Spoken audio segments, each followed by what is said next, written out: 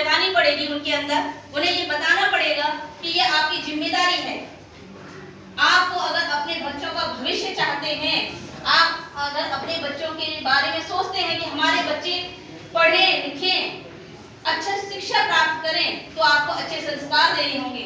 और अगर आप सप्ताह में एक दिन 1 घंटा अपने बच्चों को संस्कार देने के लिए नहीं निकाल सकते, कहाँ तो आप डेली अपने घर में पत्थरों को लाके रख लेते हैं और वो बाबा जो भांग चरस अफीम का सेवन करते हैं, उनकी हम रोज बच्चों के साथ पूजा करा रहे हैं।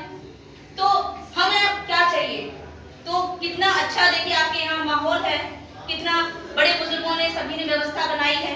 तो ये बहुत जरूरी है कि आप इसमें शामिल हों, और बल्कि आपकी जिम्मेदारी बनती है। अगर कहीं कुछ कमी होगी तो ये आपको आपका मार्गदर्शन कर सकते हैं। इन्हें मार्गदर्शन करने का काम है। बाकी जिम्मेदारी तो यहाँ की महिलाओं को और यहाँ के बच्चों को लेनी चाहिए।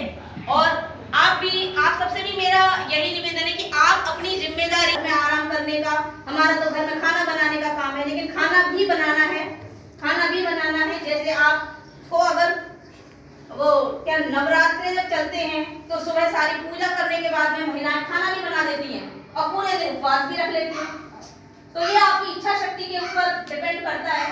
अगर आपकी इच्छा शक्ति होगी और अगर आपके हमें निर्देशों पर क्यों चलना है। देखिए सबसे पहले बात मैं आपको बताऊं, हम भगवान बुद्ध नहीं कहते कभी, क्योंकि ये तथागत बुद्ध हैं। तथागत का मतलब है कि जैसे का तैसा, यानी जो प्रकृति ने हमें दिया है उसको वैसा ही आप जो आप देख रहे हो, जो आपके सामने है, प्रत्यक्ष है, उसको मानिए, किसी कल्पना को नहीं। जो आपको अनुभव नहीं हो रही, जिसे आप महसूस नहीं कर सकते, वो कोई भी चीज दुनिया में नहीं है। इसीलिए बुद्ध को तथागत बुद्ध कहा जाता है। ये वो कह करके गए, नहीं तो इन्हें भी भगवान बनाने की कोशिश बहुत करी लोगों ने।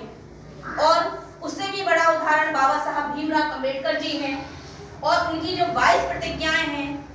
आप उन 22 प्रतिज्ञाओं को बच्चों को जरूर बताएं, और आपके इस प्रोग्राम में भी 22 प्रतिज्ञाएं लास्ट में या शुरू में या बीच में, जैसे भी आपको उचित लगे, उन्हें भी आप इसमें शामिल करें, ताकि आपके बच्चों को पता चलना चाहिए कि बाबा साहब भीमराव अंबेडकर आपसे चाहते क्या हैं। क्योंकि उनसे ज्यादा भला चाहने वाला, उनसे ज्यादा हितैषी, उनसे ज्यादा हमारा अच्छा चाहने वाला कोई है आज तक दुनिया में? नहीं। तो हम कह रहे हैं जय भीम, चाहे रात दिन जय भीम करते रहे, लेकिन हम उनके न विचारों को मान रहे हैं, न हमें ये पता है वो हम किस बात को चलने के लिए कह के गए। तो हम कैसे चलेंगे जब हमें यही नहीं पता कि हमें किस रास्ते पर चलना है, क्या वो कह के गए हैं, क्या चीजों के लिए हमें मना करके गए हैं। तो हम क्या करेंगे? हम तो वही करते रहेंगे जो पीढ़ी दर पीढ़ी चलता आ रहा है, जो हमसे कराया जाता रहा आज तक। तो इसके लिए आप जितने भी यहाँ पर अभी सभी लोग बैठे हुए हैं, उन सबसे मेरी अपील है कि आप इस चीज पर विशेष ध्यान दीजिए। और आज अभी ये त्योहारों का मौसम चल रहा है, अभी एक महाशिवरात्रि निकल के गई है, जो कि हमारे बच्चों को किस तरीके से मतलब उन्हें नशे की आदत डलवाई जाए, कैसे हमारे बच्चों को गड्ढे में ढकेला जाए।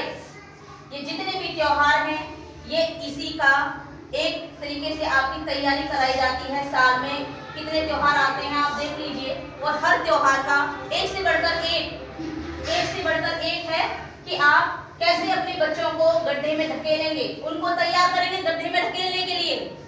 महाशिवरात्रि जिसकी हम पूजा कर रहे हैं, किस हालत में, तो वो भगवान ऐसा है कि हमें बुलाना चाहता है। बाबा साहब ने हमारे लिए स्कूल के दरवाजे खोल दिए, जिसमें कोई पुरानी सदियों से जो चली आ रही थी परंपरा, उसी हालत में, और फिर भी हम उसी को अपने घर में परंपरा बढ़ाए जा रहे हैं। और फिर हमारे बच्चे कहाँ जाएंगे? और उनका प्रसाद देख लीजिए। पहले आप ये तो, क्योंकि चित्रों से ही चित्र का निर्माण होता है, तो हम जिस चित्र की, जिस भगवान की, जिसको हम अपना आदर्श मान रहे हैं, पहले हमें ये तो जान लेना चाहिए कि जिसको हम आदर्श मान रहे हैं, उस पे हम अपने बच्चों को चलाना भी चाहते हैं। क्या हम चाहते हैं कि हमारे भी बच्चे इस तरीके के कपड़े, इस तरीके की हालत में रहें?